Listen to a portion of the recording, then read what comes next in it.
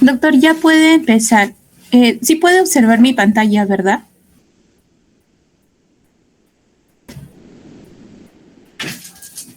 Sí, sí se ve. Está bien.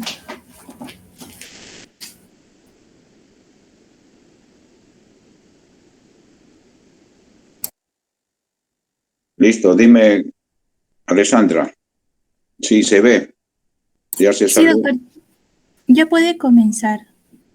Listo. El- ¿Ya lo ven todos, la proyección, las diapositivas? Sí, Sí, doctor. doctor. ¿Me escuchan bien todos? Sí, doctor. Listo, entonces empezamos. Bueno, ante todo, buenos días.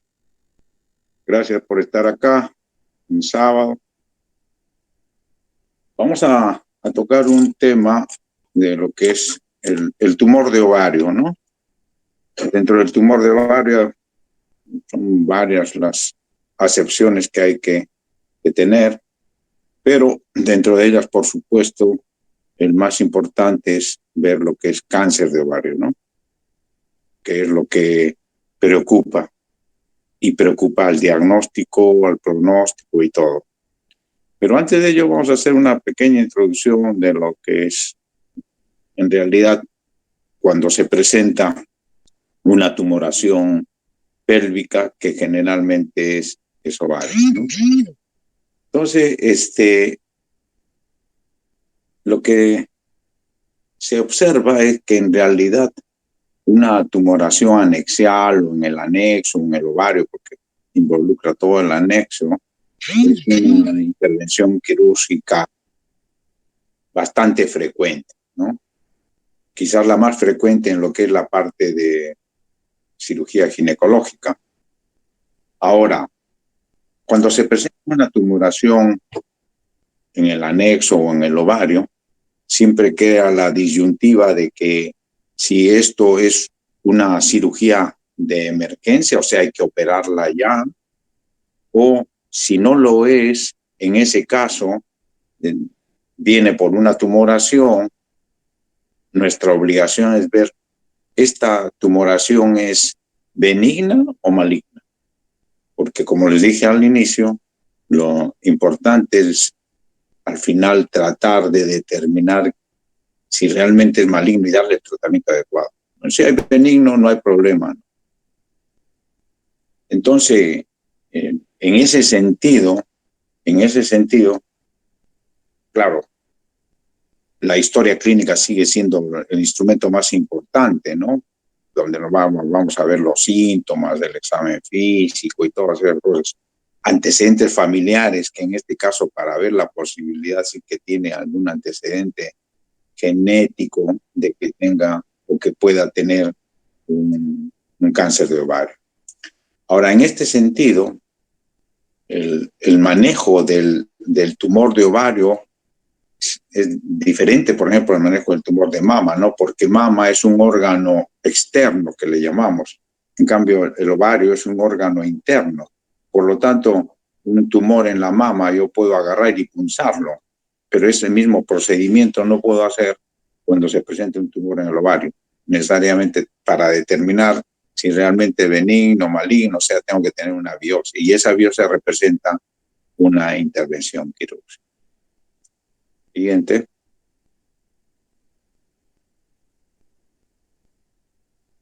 La siguiente. Y como ustedes ven acá, hay una serie de diagnósticos por los cuales se puede intervenir por una tumoración en el anexo o en el ovario. Entonces, desde ese enfoque, pues hay patologías benignas, hay patologías malignas y también patologías no ginecológicas, pero que pueden simular una tumoración ovárica y eso entra dentro de los diagnósticos diferenciales, ¿no? Ahí tenemos una lista de cirugías ginecológicas por diagnóstico de tumoraciones benignas, pues también tumores malignos y también desde el punto de vista, como les decía, no ginecológicos, y que también hay condiciones benignas y también condiciones malignas.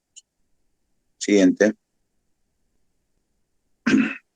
Entonces, para establecer el diagnóstico cuando se presenta una tumoración anexial o una tumoración ovárica, actualmente un instrumento bastante importante es la ecografía. Y una ecografía ni siquiera Doppler, no muy sofisticada, pero ese es lo que en este momento nos ayuda muchísimo. Antes, hace unos años, no había pues ecografías. Y entonces la ecografía en este momento sí tiene mucha importancia. Y si de preferencia es ecografía transvaginal, o sea, si la mujer ya ha tenido vida sexual, podemos indicarle la ecografía transvaginal antes que la pélvica, porque por supuesto la ecografía transvaginal es mucho más específica. Y también, bueno, siempre a una tumoración ovárica la solicitud de los marcadores, ¿no? Aunque los marcadores tumorales son relativos para el diagnóstico. Su mayor valor de los marcadores tumorales son en el seguimiento, o sea, cuando ya se estableció un diagnóstico de cáncer, se le ha tratado y después en el seguimiento le pido los marcadores porque sí me dan una pauta de que si se comienza a elevar puede ser que esté recurriendo la enfermedad. Pero para el diagnóstico no son tan específicos, pero de una u otra forma nos pueden orientar. Por supuesto, cada marcador tiene su indicación, ¿no? Pongamos los epiteliales, el CA125, la FP-DHL, el beta-HCG, eso para tumores germinales, que lo vamos a ir viendo posteriormente. Siguiente. Pero también, aparte de la ecografía, estos marcadores tumorales que son exámenes auxiliares, por supuesto hay que ver en esto de la patología tumoral, es importante el estado menopáusico, o sea, ¿es una mujer premenopáusica o es una mujer posmenopáusica, no? Entonces, por supuesto que en una mujer posmenopáusica no debería haber tumores en el ovario. En la mujer premenopáusica puede haber presencia de quistes, todo por la cuestión hormonal, ¿no? Entonces eso ya nos va dando una idea de que, oye, si hay un tumor en una posmenopáusica, pues eso es patológico. En cambio, en una mujer premenopáusica todavía no lo consideramos patológico y encuentras en ese sentido una diversidad de diagnósticos, ¿no? Ahora, siempre dentro de los tumores de ovario, que luego vamos a ver esta clasificación, hay 5 grandes grupos, ¿no? Desde el punto de vista anatomopatológico. Y el epitelial es el más frecuente, pues más del 90%, y dentro de ellos el cistoadenoma seroso. Por lo tanto, es el tumor epitelial más frecuente es el cistoadenoma seroso. Bien.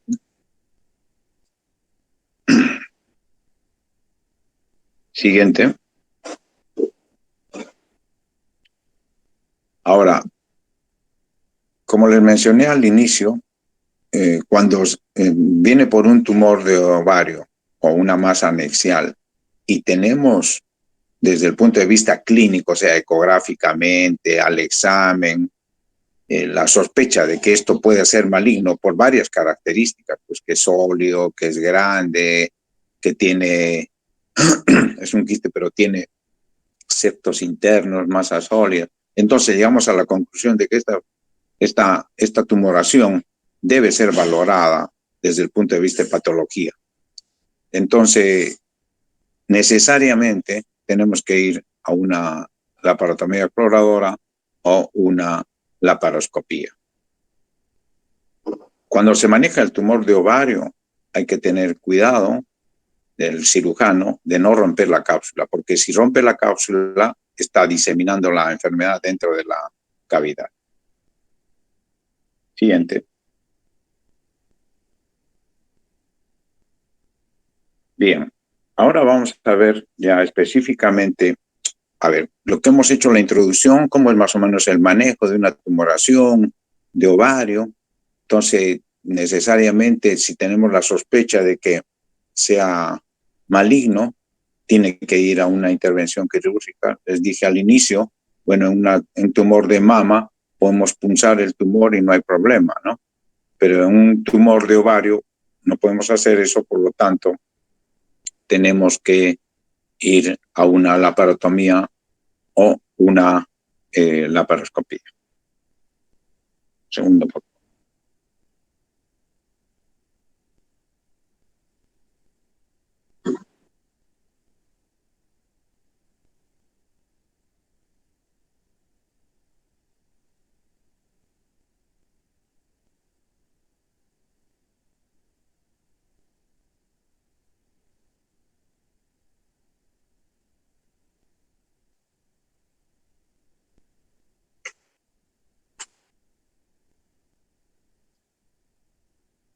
Listo. Bueno, vamos a ver esa secuencia, como está ahí en la diapositiva, la incidencia, factores de riesgo y algunos puntos claves. ¿Ya? La siguiente. Bueno, cáncer de ovario, en realidad ahorita es una enfermedad, un cáncer que no es muy frecuente, pero la importancia que tiene cáncer de ovario es que tiene una alta mortalidad. Y una alta mortalidad, vamos a ver luego, porque generalmente la gran mayoría se diagnostica en estadios muy avanzados. Pero otra característica también importante ahora del cáncer de ovario es que es una enfermedad, un cáncer considerado genéticamente. No sé si ustedes escucharon hablar algo de Angelina Jolie, ¿no es cierto? Que ella no tiene cáncer, por supuesto, no ha tenido, pero su mamá tuvo cáncer de mama y por lo tanto, por esa consideración, ella se hizo la prueba del BRCA y le salió positivo. Entonces, por lo tanto, tenía alta chance de desarrollar cáncer de mama y cáncer de ovario. Por lo tanto, ella, si ustedes saben, se retiró las mamas, también se retiró los ovarios. Entonces, ese es el enfoque ahorita del cáncer de ovario, que es un cáncer considerado con probabilidades genéticas, ¿no? Por supuesto, cierto tipo de cáncer de ovario. Ahora, es compleja porque es difícil de diagnosticar al inicio, no tiene una prueba de screening como tiene cáncer de mama, como tiene cáncer de cuello uterino, ¿no?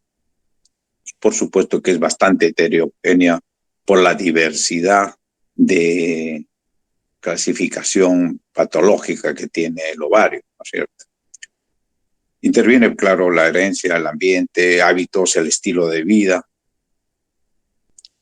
Ahora, por supuesto que cuando hablamos de genética no quiere decir que todos los tumores de ovario son genéticamente transmisibles, ¿no? Sino que, claro, hay un gran porcentaje que son esporádicos, ¿no? Pero hay otra que sí tiene una predisposición genética transmitidas de generación en generación, ¿no? Y esto la hace más compleja esta enfermedad. La siguiente.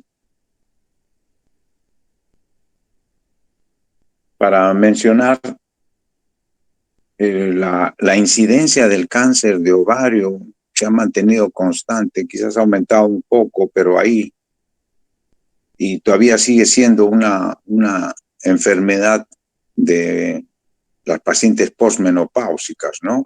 Hablando de epiteliales, porque claro, si nos vamos a tumores germinales, eso es más en mujeres jóvenes. Les mencionaba que el cáncer de ovario no es un cáncer muy frecuente dentro de los cánceres ginecológicos, está en cuarto lugar, pero sí tiene una alta tasa de mortalidad. Ahora, les mencioné también al inicio, la gran mayoría, el 90%, son epiteliales, ¿no? Y miren, lo que acá está quizás el quid del asunto, ¿no? El 75%, incluso en otros momentos, 80% de los cánceres de ovario de tipo epitelial son estadios avanzados.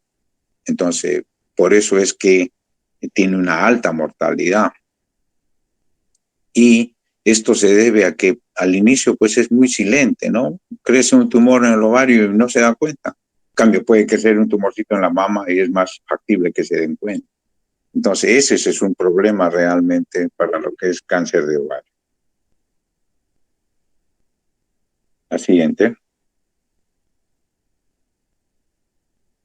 Como hemos mencionado, actualmente un factor importante es la herencia, ¿no?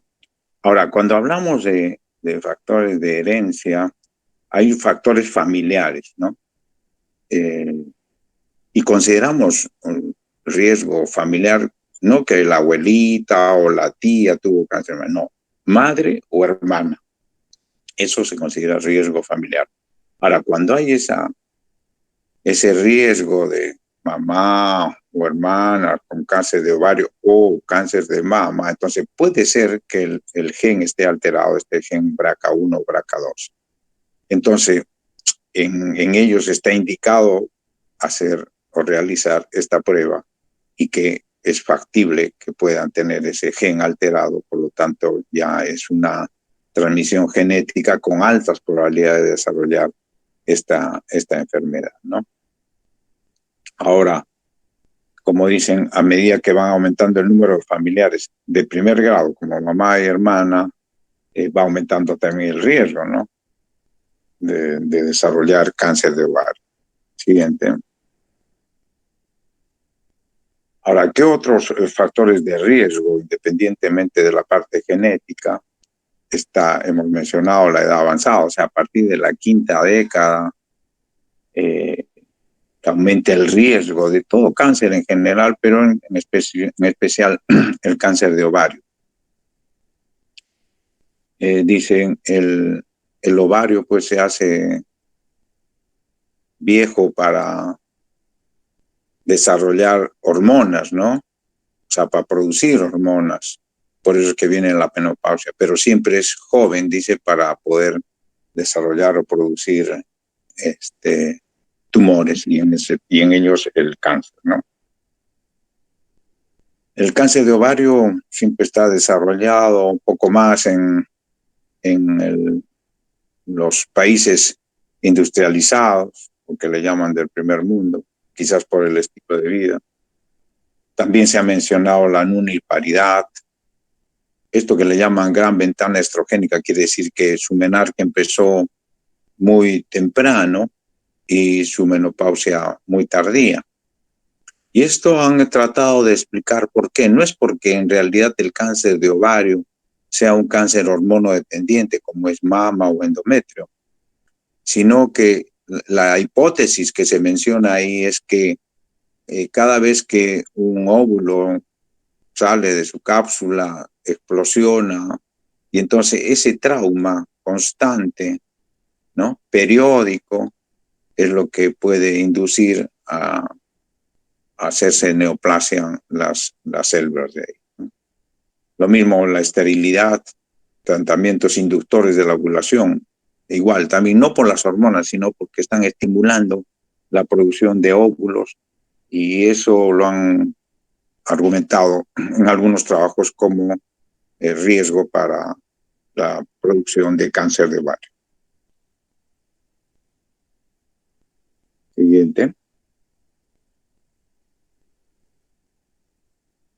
Dentro de esto también entra el síndrome de ovario poliquístico. La terapia hormonal de reemplazo, o sea, las hormonas, no está bien definido, porque el cáncer de ovario no entra dentro de este grupo de cánceres de hormonodependientes. Y la exposición al talco perineal, si eso se ha mencionado hace muchísimos años hasta ahora, el uso de talco, pero bueno, ahora usan menos de talco. Antes usaban mucho para la higiene vaginal, ¿no? Y ese talco ascendía a través de las trompas y llegaba a los ovarios y podía inducir cáncer de ovario. Y bueno, ya hemos hablado de la parte genética, ¿no? Siguiente.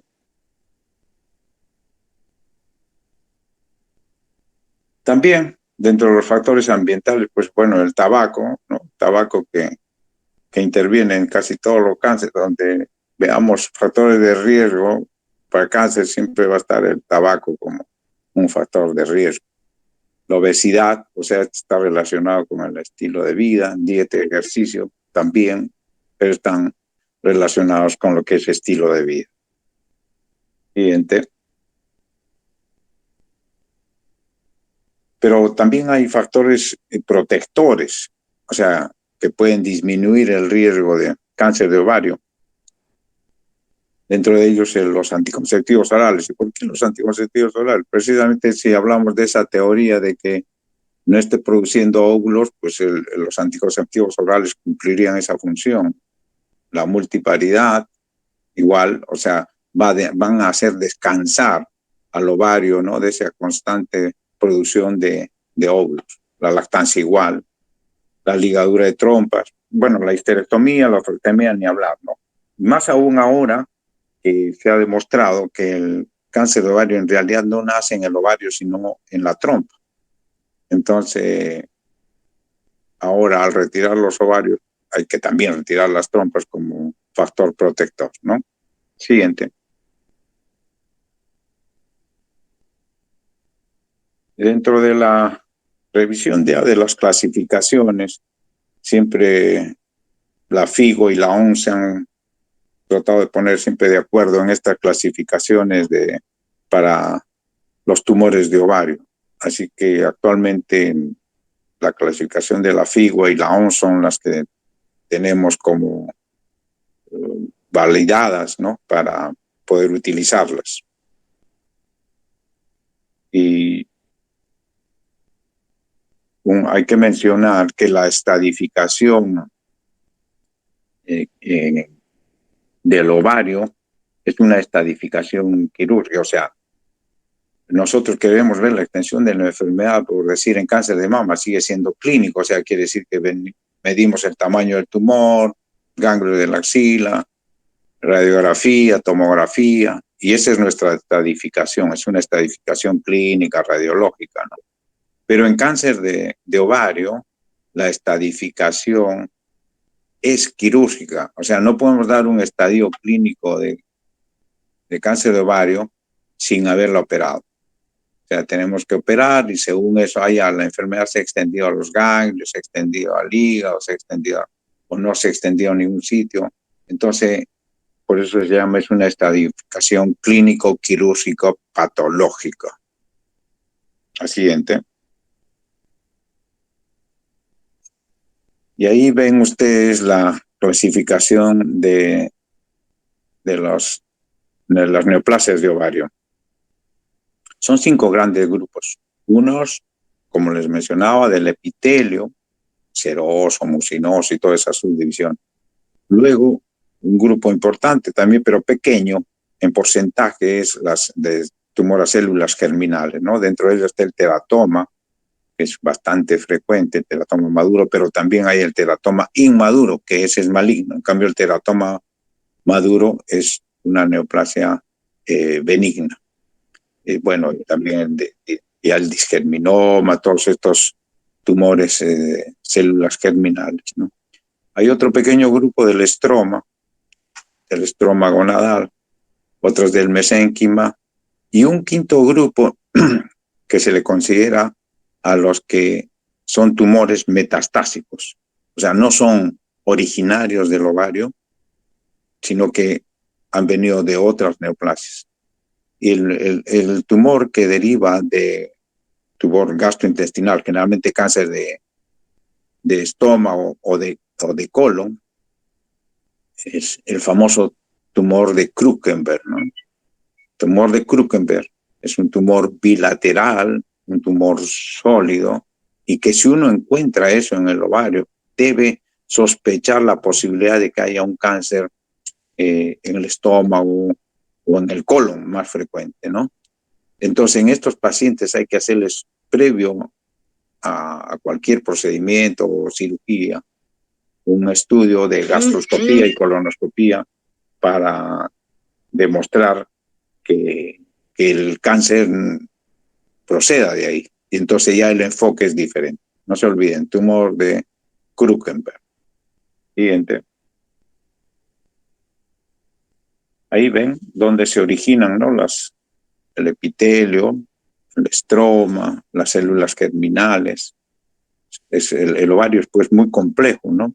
Es un potencial de células el ovario.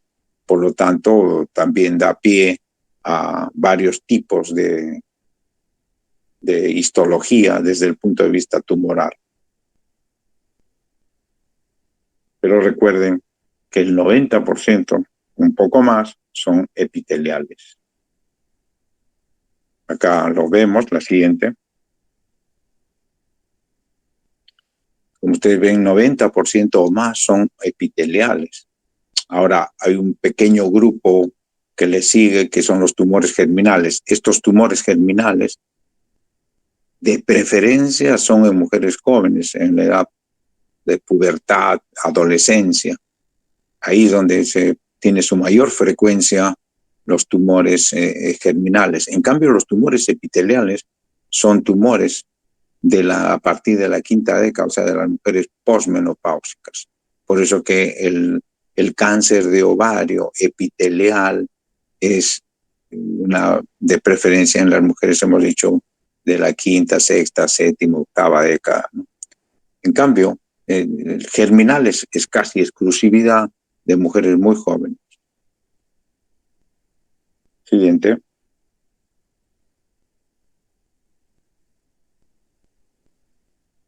Ahora, ¿qué sintomatología presenta el tumor, el cáncer de ovario?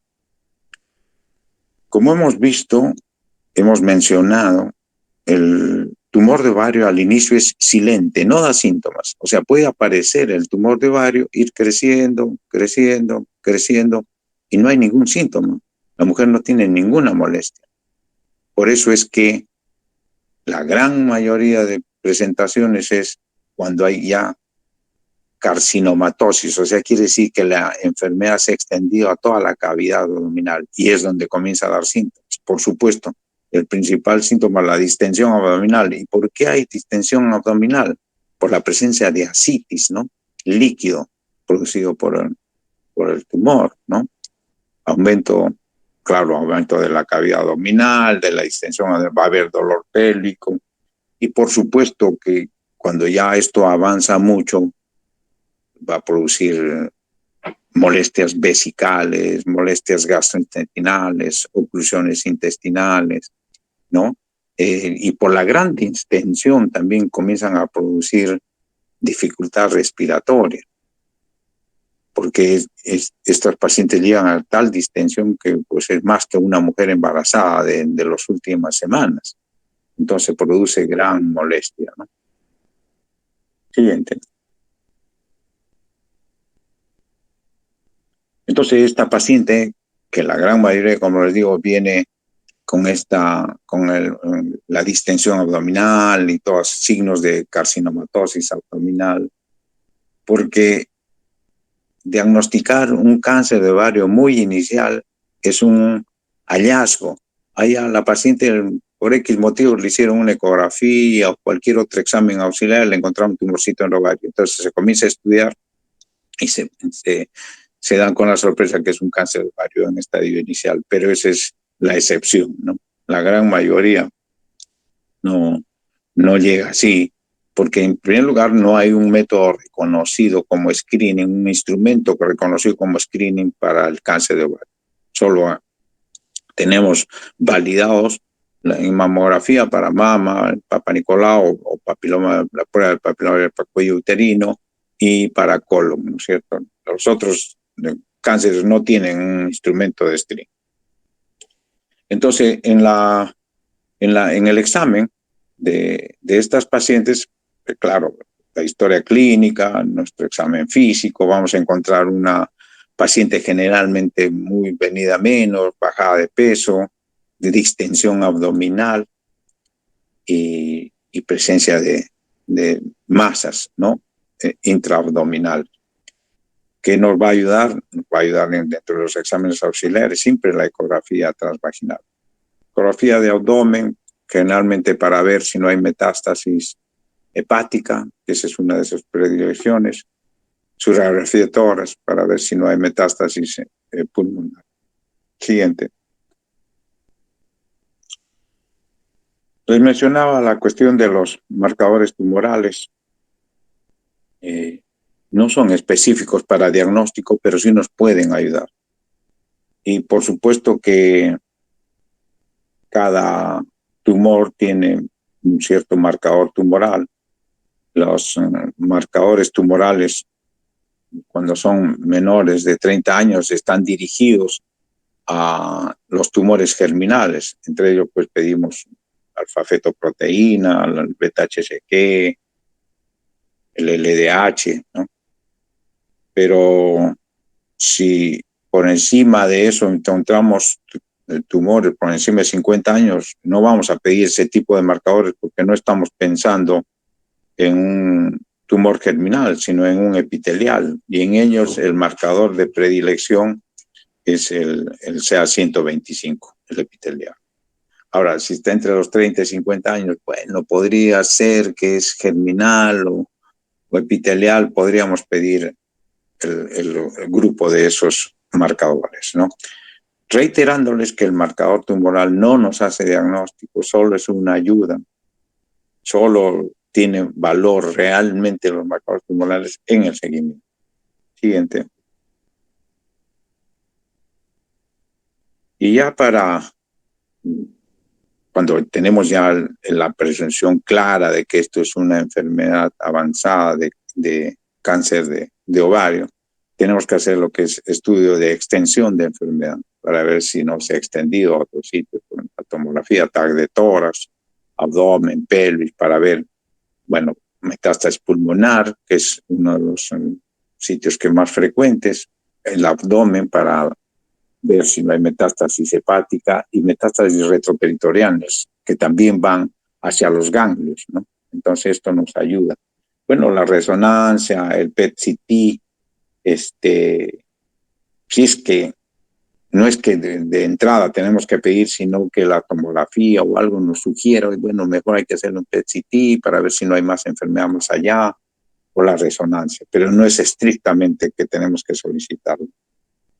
En cuanto a la evaluación gastrointestinal, ya les mencioné que cuando una paciente tiene el diagnóstico de carcinomatosis, porque nuestro diagnóstico clínico va a ser, oye, esta paciente tiene ascitis, tiene tumoraciones, esto es una carcinomatosis abdominal.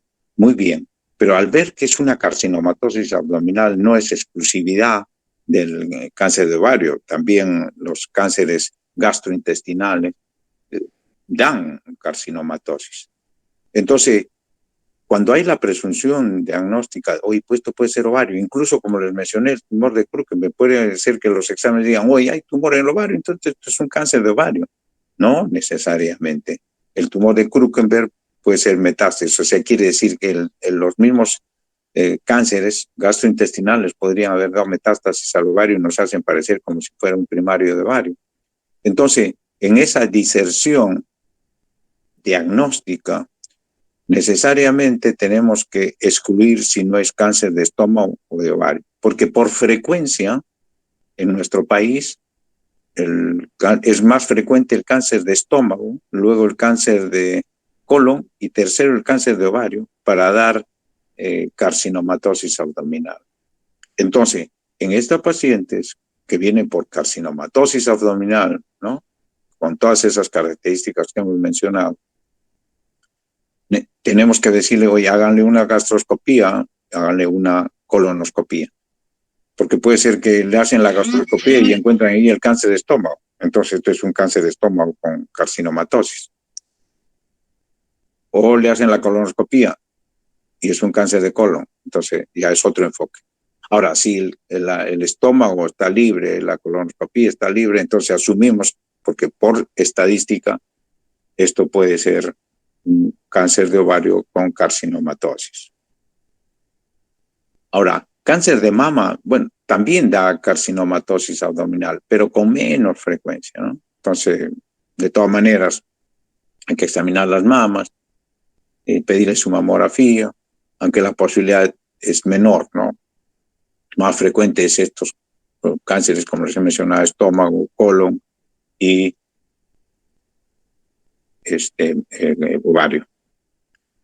Ahora, hay oportunidades en que estos pacientes, por X motivos, tenemos los signos de carcinomatosis, y clínicamente esto es una carcinomatosis por probable cáncer de ovario. Entonces, hay condiciones que no se puede operar la paciente, condiciones médicas, una serie de factores. Entonces, actualmente podemos tener la posibilidad de, hay en algunos hospitales, porque como decía el Revalete, lo que es URBI, ¿no? Radiología intervencionista, que antes no había, ahora lo existe. Y entonces el radiólogo intervencionista, mediante guía pues ecográfica, tomográfica, pueden introducir una aguja y tomar una muestra. O sea, solo es con la intención de demostrar que eso sea un cáncer para que le puedan iniciar el tratamiento con quimioterapia. Porque obviamente no se puede iniciar ningún tratamiento sistémico como es la quimioterapia si no tienes un informe anatomopatológico, ¿no? Pero eso es una alternativa ahora válida en casos en que el paciente no tenga las condiciones o tenga contraindicación quirúrgica. Siguiente. Bien, esto hemos hablado en general del cáncer de ovario y vamos a tocar algunos puntos sobre el epitelial, ¿no? Como hemos visto, que es el más frecuente. En el cáncer epitelial sí está condicionado una buena parte por los cánceres hereditarios. Esto del BRCA1, como les digo, puede aumentar hasta casi el 50% de la posibilidad de cáncer de ovario y un 80-90% de cáncer de mama. O sea, la mujer que tiene este BRCA1 tiene esos riesgos. El BRCA2 baja un poco en cuanto al cáncer de ovario. Y ahí, ahora, por eso se ha incorporado dentro de toda esta evaluación el genetista, ¿no?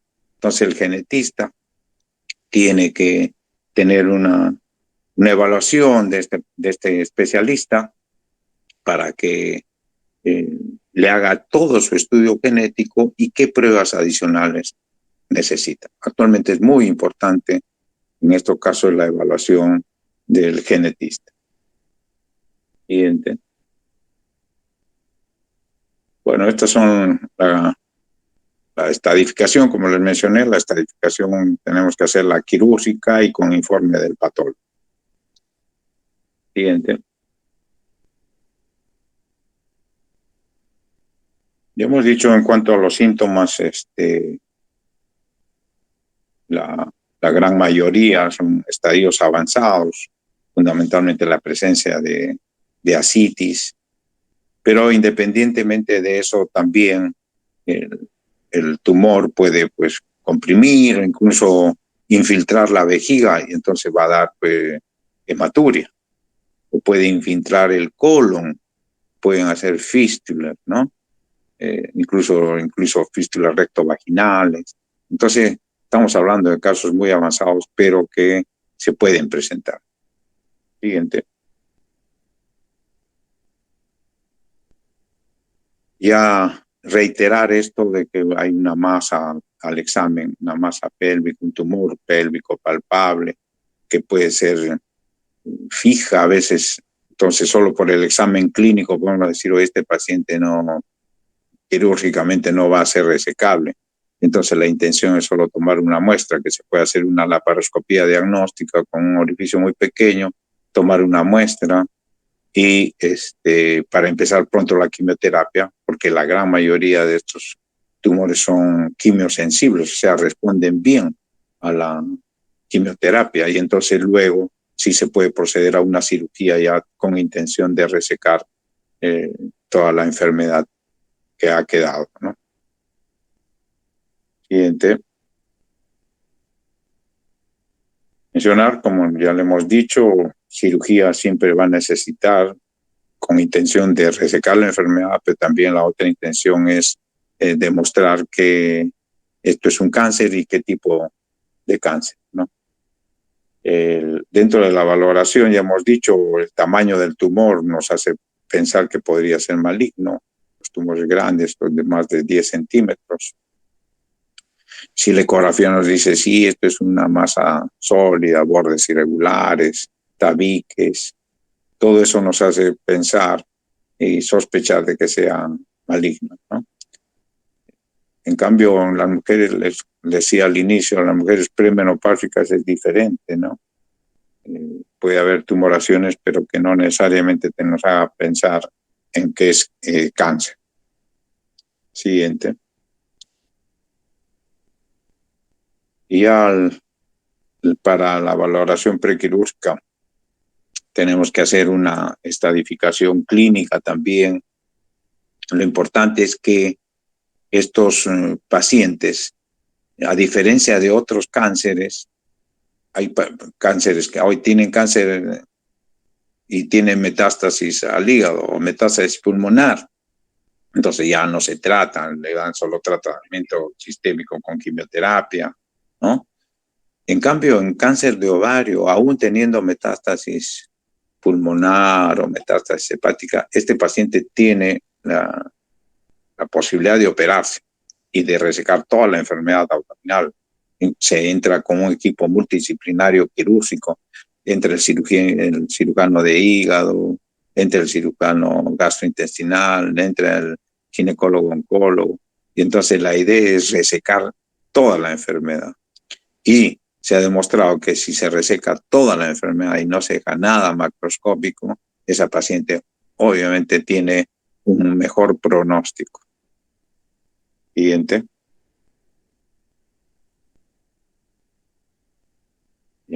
Reiterar, ¿no? Hablábamos de que la carcinomatosis puede ser originaria de gastrointestinal o de mama, endometrio también. Entonces hay que valorar siempre esa posibilidad antes de decir rápidamente, esto es una carcinomatosis por cáncer de ovario. Siguiente. Y por supuesto la sobrevida, como en casi todo cáncer, está supeditado a la detección o diagnóstico en qué estadio lo encontramos. Siempre todo cáncer, toda enfermedad oncológica que le diagnostiques tempranamente estadios 1 va a tener mejor pronóstico y mejor sobrevida. Entonces, en la medida que tú diagnostiques un cáncer tempranamente, su sobrevida va a aumentar. Por eso es el valor de la detección temprana de los cánceres o prevención secundaria, ¿no? Que claro, para mama, cuello uterino está bastante establecido. Como en cáncer de ovario no tenemos esa posibilidad, sigue siendo los estadios avanzados la mayor parte del diagnóstico, como muestra esta diapositiva, el 75% están en estadios 3, 4, ¿no? Incluso pues, en nuestro país más del 80%, bastante alta. Y solo hay un pequeño grupo que se puede diagnosticar en estadio 1 o 2, generalmente, como les digo, que ha sido un hallazgo de que se hizo una ecografía o se hizo cualquier otro estudio por otro motivo y le diagnosticaron un tumorcito y bueno, sí, y el médico que es acucioso, con criterio oncológico, lo puede ir buscando y dice, sí, de repente esto puede ser cáncer. Entonces, esos son los estadios que se pueden capturar, pero son muy puntuales, ¿no? Muy bien, creo que eso es todo. Si hubiera alguna pregunta, Alessandra, si hay alguna pregunta de tus compañeros.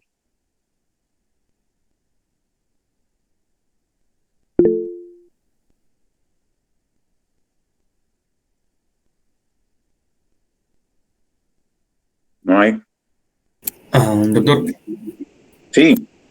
entonces, sí, por epidemiología, se podría decir que siempre que veo un cáncer de ovario es que tengo que descartar que sea por metástasis gastrointestinal. Sí, o sea, un cáncer de ovario que, como te digo, lo hemos mencionado, generalmente su sintomatología es carcinomatosis abdominal, ¿no es cierto? Ese es nuestro diagnóstico clínico. O sea, nuestro diagnóstico clínico, en nuestra historia vamos a poner este paciente, impresión diagnóstica, carcinomatosis abdominal, por probable sea de ovario, ¿sí? Entonces, tú ante ese diagnóstico siempre tienes la obligación de decir, oye, esto no puede ser estómago o puede ser colon, entonces tiene que tener una gastroscopía y una colonoscopía. Porque si tú dices y asumes rápidamente, esto es un cáncer de ovario y lo operas, y de repente entras a operar y es un cáncer de estómago o es un cáncer de colon, entonces el enfoque ya fue diferente. Entonces siempre con carcinomatosis abdominal como diagnóstico clínico y probable cáncer de ovario, tú tienes dentro de tu plan de trabajo pedir una gastroscopía y una colonoscopía. Está bien, doctor, gracias. Sí, está bien, te respondí tu pregunta. Sí, doctor, gracias.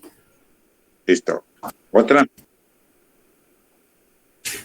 Doctor, una pregunta. ¿En qué casos el tumor no sería resecable? Claro, la carcinomatosis abdominal significa que el tumor ha salido del ovario, se ha expandido a la cavidad abdominal, ha infiltrado otras estructuras. Entonces, hay una entidad clínica que le decimos que esto tiene una pelvis congelada. Quiere decir que el tumor infiltró, se pegó a todos los órganos y desde el punto de vista quirúrgico es irresecable. Y eso a veces clínicamente se puede establecer con el tacto vaginal, con el tacto rectal, por supuesto bimanual, y entonces ese tumor no se mueve, está muy fijo. Tú rápidamente notas que está fijo a la pelvis, fijo a otros órganos, y entonces desde el punto de vista clínico es irresecable. Entonces en esos casos ya no intentas operarla, sino obtener solo una muestra para patología para que puedan empezar la quimioterapia y luego de la quimioterapia puedas ya retirar el útero, los ovarios, en una mejor condición, cuando ya el tumor ha respondido a la quimioterapia. ¿Sí? Sí, doctor, muchas gracias. Bien. ¿Otra? Doctor, una última pregunta. Usted mencionó que se podría hacer ligadura de trompa o retirar la trompa y los ovarios, pero, por así decirlo, se tendría que considerar retirar los ovarios en una persona mm, que tenga deseo de ser madre, por ejemplo, una joven, pero que tenga un montón de factores de riesgo. No, claro, o sea, lo que pasa es que lo que mencioné es que actualmente ya se ha determinado que el cáncer de ovario se inicia en las trompas. Entonces, en una mujer, por decir, he mencionado a Angelina Jolie, que ya no quería tener hijos, ¿no es cierto? Pero que tuvo el BRCA1, el BRCA2, y entonces en un alto riesgo de desarrollar cáncer de ovario. Entonces, en esos casos se tiene que retirar los ovarios, pero también ahora se tienen que retirar las trompas. O sea, yo no voy a retirar solo los ovarios, sino voy a retirar todo, las trompas, los ovarios. O sea, esto está indicado, por supuesto, para mujeres, en primer lugar, que ya han tenido hijos, pero ¿qué pasaría una mujer si ahora se hace el estudio del BRCA y no tiene hijos? Entonces, ellos ya es una decisión de la paciente decir, oye, sí, yo, bueno, voy a convivir con mi BRCA1 o BRCA2, pero voy a tener mis hijos. O hay otras mujeres que te pueden decir, no, doctor, yo ya no, hijos no voy a pensar, por encima de eso está mi vida, está en los riesgos. O sea, no necesariamente quiere decir que tampoco va a desarrollar cáncer de ovario, solo son altas posibilidades. Pero en ese caso ya está la decisión personal, ¿no? Entonces, el retirar los ovarios, las trompas, es una decisión personal. ¿Basado en qué? Basado en estos estudios que ahora se pueden realizar, que antes no habían, ¿no? Los estudios genéticos. Entonces, si uno decide hacerse estas pruebas genéticas, quiere decir que está pensando, oye, Y si sale positivo, ¿qué voy a hacer? Y si sale negativo, ¿qué voy a hacer? Pero si solo me voy a hacer la prueba genética para decir, oye, ya quiero saber si es o no es, no, tiene que pensar, porque el hacer una prueba genética también produce un desgaste emocional. Quiere decir que si sale positivo, tengo que asumir, oye, yo tengo 50% de posibilidades de desarrollar cáncer de ovario, ¿voy a convivir con esto o no? Entonces es una decisión ya personal, ¿sí? O sea, no quiere decir que nosotros lo indiquemos, sino que la sugerencia está ahí, el riesgo está ahí, y entonces al final la decisión la tiene que tomar la persona. No sé si respondí tu pregunta. Sí, doctor, gracias. Bien, otra.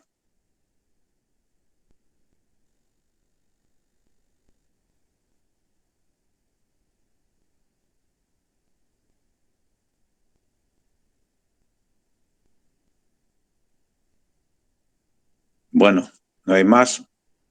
Me da mucho gusto. ¿Cuándo tienen el examen? El próximo sábado, doctor. Listo. Mis preguntas yo las voy a enviar de lo que hemos dictado ahora, de lo que hemos conversado ahora. Así que los que han estado atentos, pues bueno, ahí están las preguntas y las respuestas. Está bien, doctor. Gracias, doctor. Gracias. Listo. Muy bien, suerte en tu examen. Gracias, Gracias, doctor. Alessandra, por las diapositivas. Gracias. ¿Quién está delegado? ¿Quién es el delegado Buenos del días, aula? doctor. Hola, ya. Entonces has tomado lista, todo, ¿no? Sí, doctor, no se preocupe, ya pasé la lista. Listo, muchas gracias. Gracias, Gracias, doctor. doctor. Gracias, doctor.